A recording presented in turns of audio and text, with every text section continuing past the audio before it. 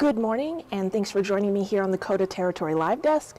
This morning, we're bringing you Governor Larry Rhoden's weekly legislative press conference. This is taking place at the state capitol in Pierre. Let's see what he has to say. Send me to that cancel too.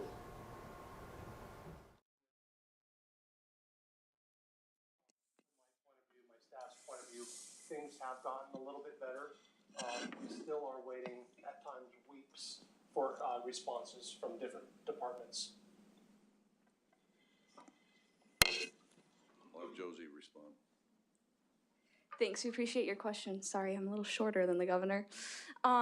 So to answer your question, like the governor said, we are really committed to being open and responsive. And within that same vein, we also want to be truthful and accurate because you guys deserve accurate information. The people of South Dakota deserve accurate information. And so sometimes that means that we need to take a little more time to gather information, do research, and put together a sound response that's truthful and accurate. No one's interested in giving you inaccurate information. I will agree with you that there are certainly times where we can improve on timeliness, and so we'll continue to work through that. And if there is a specific agency that you're working on a specific inquiry and it's taking too long, you are more than welcome to reach out to me directly. I know you have my phone number. You've called me multiple times on some of those, and we've worked through those as we've gone. And one helpful thing for all of you that has been helpful for me and helpful for a lot of the spokespeople is to clearly say what your deadline is, because it's helpful for us. We got lots of inquiries to go through, and we will always try and do our best to meet your deadline. But yeah, so thank you for that. Thank you. What's the status of that request portal? For a while, everything had to go through that portal, and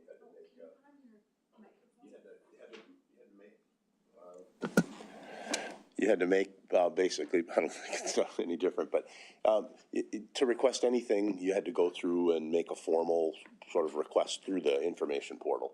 And now it seems like sometimes that's not being used, and I'd rather not use that. I'd rather call an agency and or get the email and directly try to reach someone. Is that still in play? Is that something we're supposed to still use? Or Are you talking about open records requests? Yeah, the portal system. Is that the only way to go, or?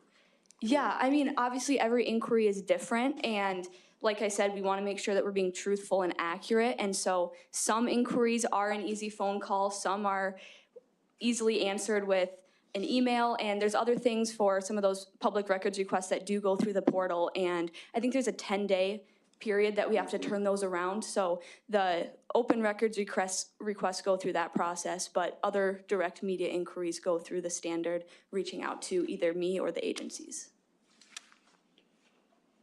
And I'd just add, I have seen improvement, so thank you for that.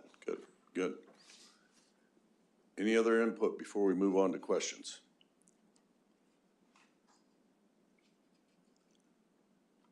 Very good. So you want to restate your question again, please? Sure. Just with the improvement in the sales tax, you gave the percentage. What does that translate to in real dollars more that the state will have? And then do you have any early read on if there's extra money in the budget where that will go?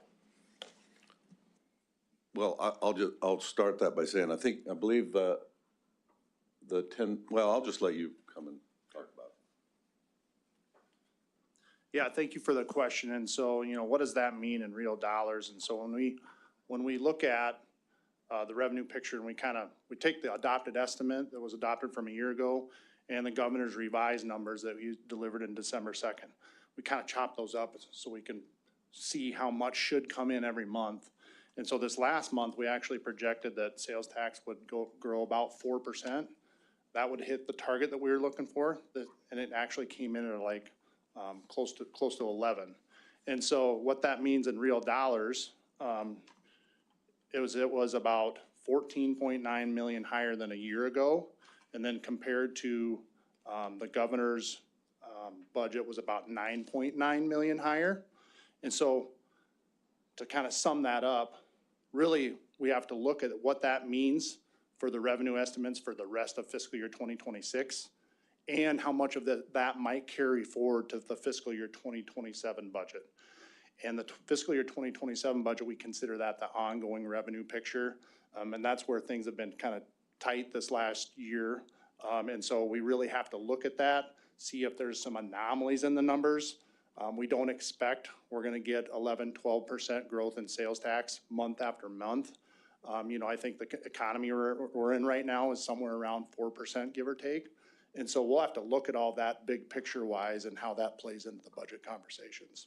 You know, some of the areas I think that, you know, we've discussed is, you know, would there be enough of a revenue increase in the ongoing budget to potentially do some inflation? That yet remains to be determined if there's enough there. You have that bar chart? Yeah. Yeah, so we look at we'll put this up on our website later today. And so this shows the chart, and the blue bars represent year-over-year growth rates of our sales tax.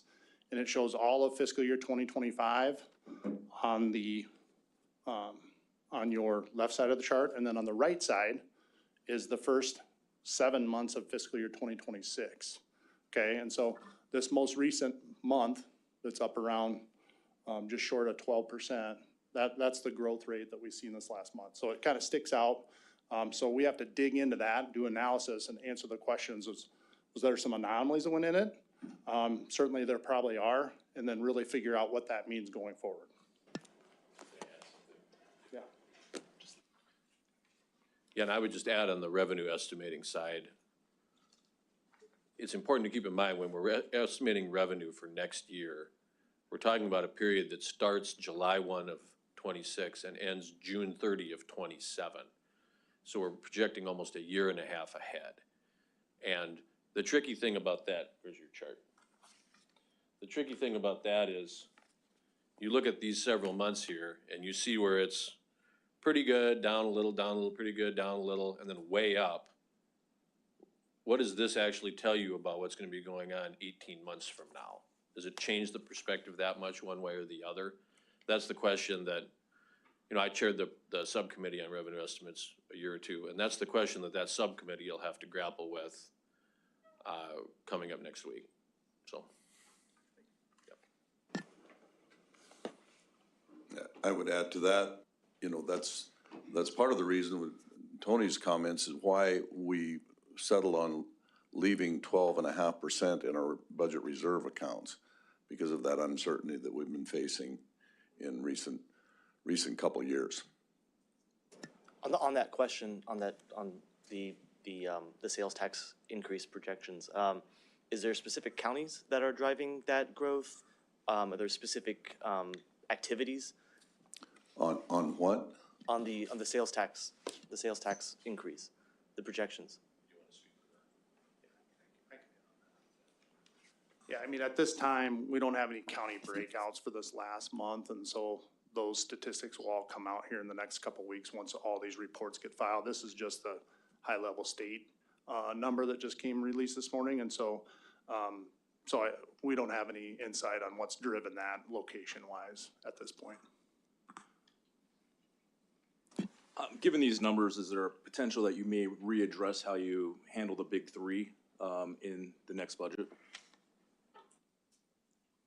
Well, I'd say all the cards are on the table, and from my perspective, that is, you know, that's high on my radar as far as if we did have the ability to look at that as an option, then certainly we'll consider that.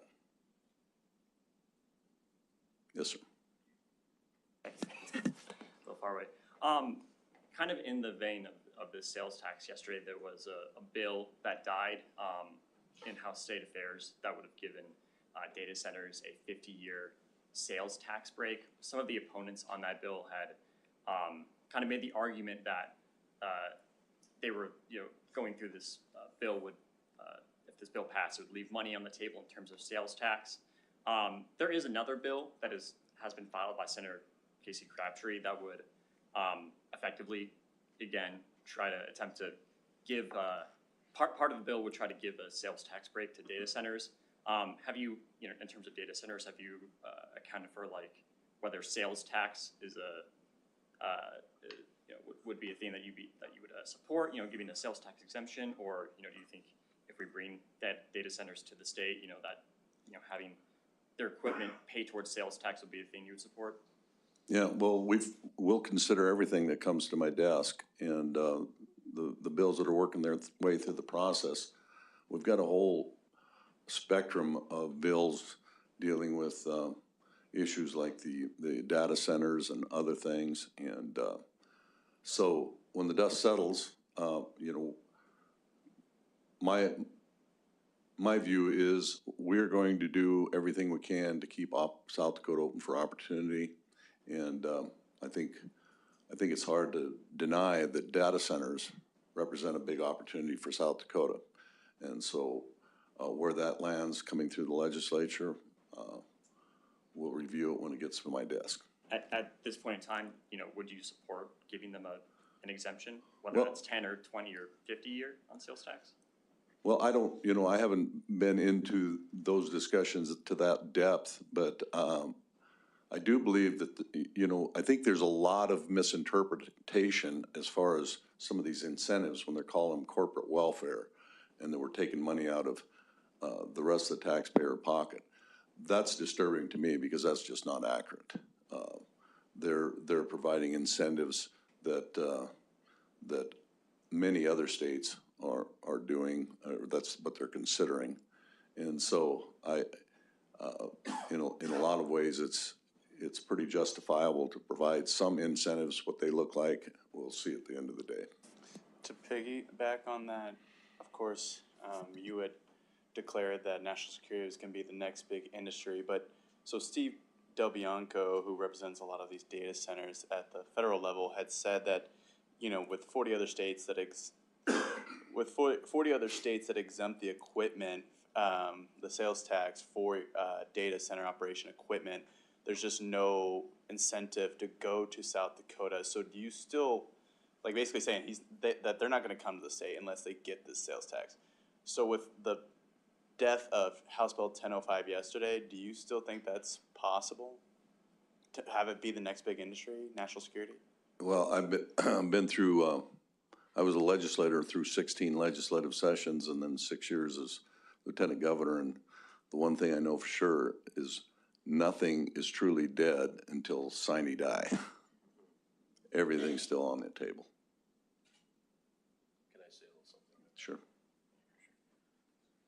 I would just add, speaking to the national security focus, we have a lot of different reasons to believe that South Dakota has pieces in place to have a strong national security focus. Everything from the announcement in December with MMS in Sioux Falls to everything at Ellsworth and the cybersecurity. Data centers could be a significant piece of that, but it's not the only piece. I do think it is important, and you mentioned this in your question, to understand that South Dakota is unusual in that we tax equipment in manufacturing. I think 40 or 42 states do not. And so what we're talking about here is potentially a rebate of a tax that most states don't have. We have a very broad sales tax base in South Dakota, and that goes back to when Governor Janklow cut property taxes in 1995 and broadened the sales tax base into a lot of areas to replace that revenue. So that's really why we find ourselves in the situation we're in. In many other states, they aren't talking about this because they don't tax it anyway.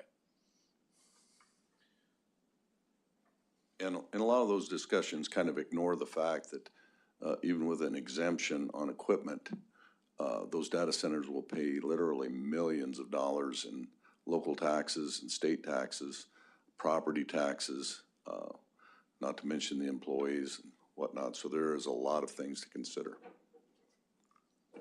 We're gonna go to the phones for a few questions, and then we'll come right back into the room for some more.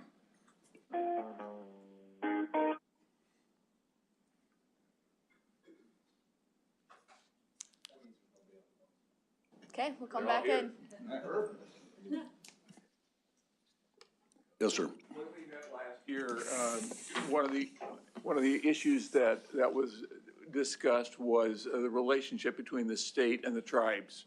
When you came into office, things were, shall we say, tense. and you made a commitment to try and open things up. Could you give us a status report from your perspective where things stand today? Yeah, certainly appreciate the question.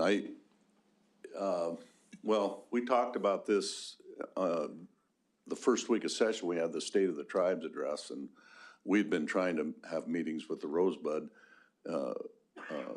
Tribal Council and their chairman, Woodenknife, and we lined up a meeting that day, and as they were coming in after that address, it was totally impromptu, but, you know, a lot of the other tribal members, they thought we were having a meeting, so they just showed up. We packed this room, and we ended up with 6 tribal chairmen and representatives from tribal council for 8 of the 9 tribes. And I'll tell you, that was encouraging to me, because we had, I don't know how long the discussion was, just give and take questions, hour, a little over an hour. And, you know, they asked questions that, about certain things that was non-negotiable with me, and I told them so. And they seemed to appreciate that. We agreed that the most important aspect of relationships is effective communications, and we continue to take steps to cultivate that communication. Just lined up another meeting with Cheyenne River Sioux Tribe chairman. And I've not had much, you know, they're the closest reservation to where I live, but had not had much communication with them, so I'm looking forward to the discussion there. But yeah, it's been encouraging to me, the relationship we've developed with the tribes. Blake has a question, if you could. Well, if there's so. Just to follow up, given this improved communication, what do you see from the state's perspective are the most pressing issues that need to be addressed beyond communication? Well, certainly, I think law enforcement on the reservations they have a distinct shortage in law enforcement. And we've taken steps, some pretty dramatic steps in the state to come alongside the tribes. And, you know, we have tribal law enforcement that are training alongside our officers in the law enforcement center. We also passed legislation, even this year, is that bill still working its way through the process? That changes the definition of law enforcement, so that law enforcement officers on the reservation have the same standing legally as state law enforcement. What were some of the things they asked for that were non-negotiable with you? Well, one of the first conversations I had was about the fireworks at Mount Rushmore, about undoing that and declining to have the fireworks this July. I told them very politely that that wasn't negotiable, that we were too far down the road and it was going to happen. And I think they seem to appreciate just an honest, open, direct answer like that. We went on to have some very good conversation on other topics.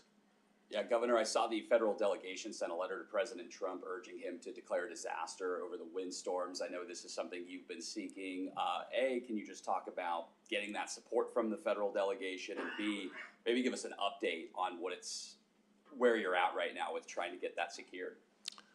Well, yeah, it was a couple weeks ago now that I signed a declaration, a disaster declaration, and yes, it's encouraging that our federal delegation is working with us, and so now we're it's wait and see what FEMA decides to do with that. But it's always encouraged to me, and I think it's, again, about relationships, and I've tried to foster a close relationship, working relationship with our congressional members, along with a lot of the cabinet secretaries and federal officials.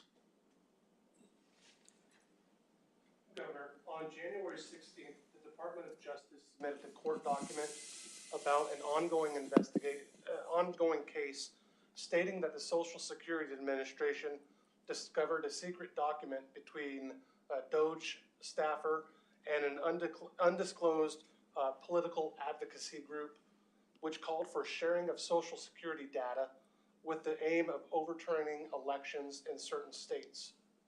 Are you concerned about the sanctity of South Dakotans' Social Security information?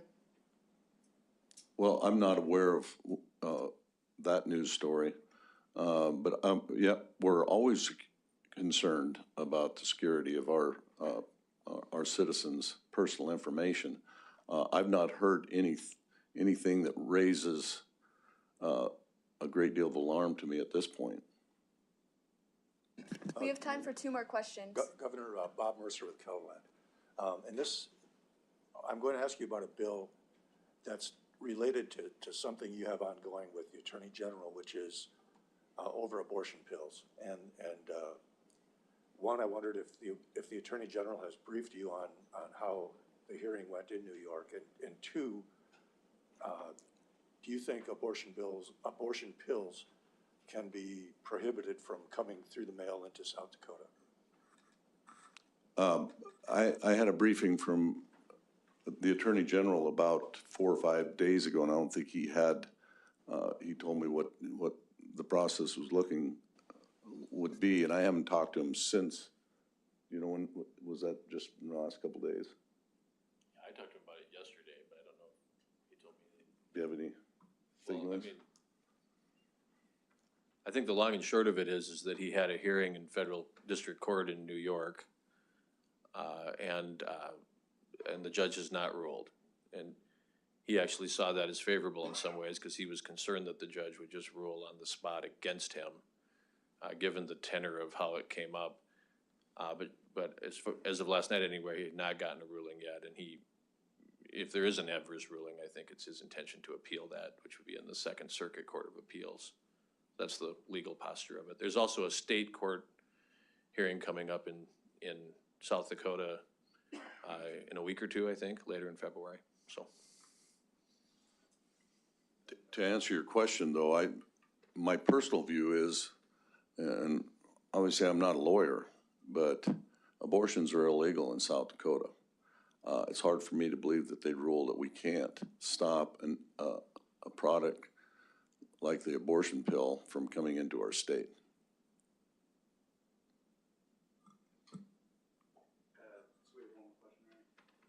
I don't know, I mean, Ms. Ringley's in the room. Are you willing to answer the questions about the SNAP benefits?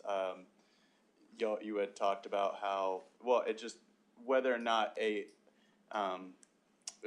application to remove soft drinks from the list of SNAP benefits. I mean, I guess I'll just ask, what do you think about that? Because it sounds like it's just too costly for the state government. Well, first of all, I want to be clear that I believe, in Trump's plan to make America healthy again, I have no issues with redefining whether or not soft drinks should be part of the SNAP program. And in fact, I think something like 90% of the legislators agree with me on that by virtue of the resolution they passed. My issue is, why would we as a state take on responsibility that costs hundreds of thousands of dollars to the state to administer a program, a federal program? In the One Big Beautiful Bill, they established the framework to create a task force to do, instead of states doing individual waivers, for the federal government to take care of this. And that's the way it should be handled. Instead of having 27 states or whatever doing these individual waivers, makes no sense to me. Congress should get to work and take care of this. And that's what the resolution said. That's what 90% of our legislators supported. And it's only common sense. I get a little tight-jawed when people are critical of that, because to me it's just common sense that it's a federal program. If the federal government and Congress agrees that this is the right thing to do to exempt soft drinks, then they should do it. Period. Thank you all, appreciate it. If you have outstanding questions, don't hesitate to reach out to me directly. Can I just give one more question? Sure, why not? Governor, I've been doing some investigation onto today, and I understand that you have a twin sister who has her birthday today. Could you confirm or deny whether it's your birthday also? Yes, I will confirm that I have a twin sister that had a birthday today. Happy But birthday. I'll tell you a story. It was back years ago, and the first year I was majority leader, I was on my way up to caucus and I was running late, and I run into my twin sister, Lori. And I stopped and I said, "What are you doing here?" She says, "Oh, I just came to visit." I said, "Well, I'm sorry, I'm going to caucus. I'll catch you later." And I went to my caucus. So I think I'm the only twin in history that's forgot his sister's birthday. In fairness, I forgot it was mine. Thank you all.